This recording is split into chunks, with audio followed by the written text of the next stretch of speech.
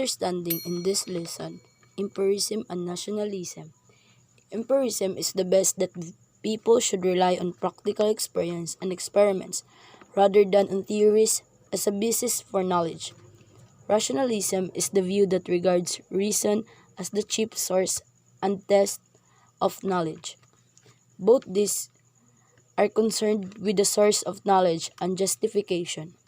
The main difference between rationalism and empiricism is that rationalism considers reason as the source of knowledge, whereas empiricism considers experience as the source of knowledge.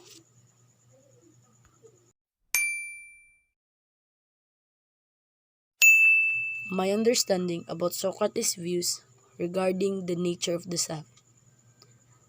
Socrates believed that philosophy should achieve practical results for the greater well-being of society. He pointed out that human choice was motivated by the desire for happiness.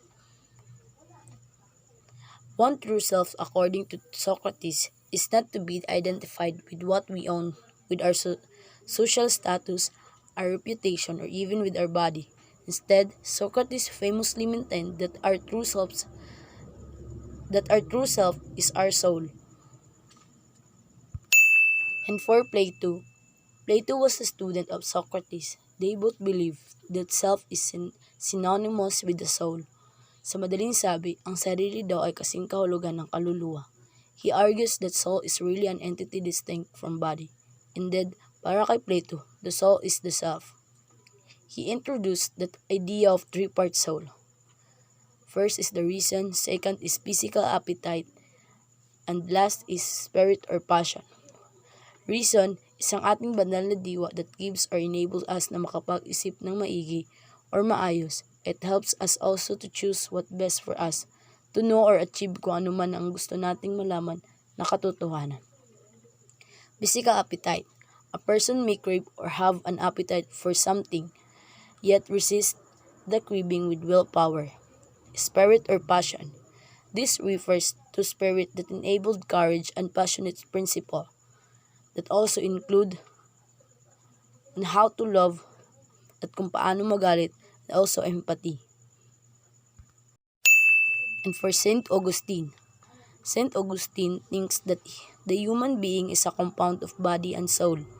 Within this compound, the soul conceived as both the life-giving element and the center of consciousness. Perception and thought is or ought to be the ruling part. St. Augustine ay tinuturing isang santo in Catholic Church. Siya ay relihiyosong philosopher. And he construct a view of God that would come to dominate Western thinking. He also believed that we are created according to what God wants for us. As we can see, all he's saying is based on how he is very faithful and religious he is on God. Kaya lahat naman tayo ay naniniwala sa Diyos dahil gusto nating makiisa sa Kanya, kaya tayo ay nananampalataya at naniniwala sa Diyos. And for René Descartes is the father of modern philosophy. He argues the self can be correctly considered as either a mind or a human being, and that the self's properties vary accordingly. For example, the self is simply considered as a mind, whereas the self is composite considered as a human being. Cartesian selves of one fundamental certainty because if even all else is subject to doubt, one cannot seriously doubt that one is thinking as to doubt is to think. Next is John Locke. John Locke postulated that at birth the mind was a blank slate or tabula rasa. He maintained that we are born without innate ideas, and that knowledge is instead determined only by experience, derived from sense perception, a concept how known as empiricism.